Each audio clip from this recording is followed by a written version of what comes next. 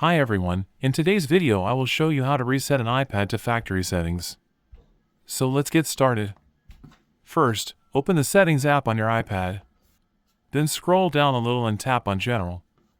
Once you are in General, scroll all the way down until you find Transfer or Reset iPad and tap on it.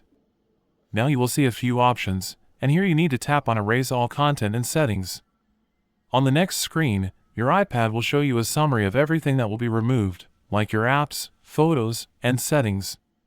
Once you are ready, go ahead and tap on Continue to move to the next step. If asked, enter your passcode to confirm.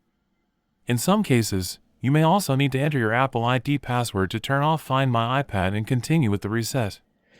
After that, you will see the final confirmation screen. Here just tap on Erase iPad to start the process. Now your iPad will begin resetting. This can take a few minutes, so just wait until it finishes. When the reset is complete, your iPad will restart and you will see the setup screen, just like when the device was new. And that's it. You have successfully reset your iPad to factory settings. Thanks for watching. Don't forget to like and subscribe for more quick and easy tutorials.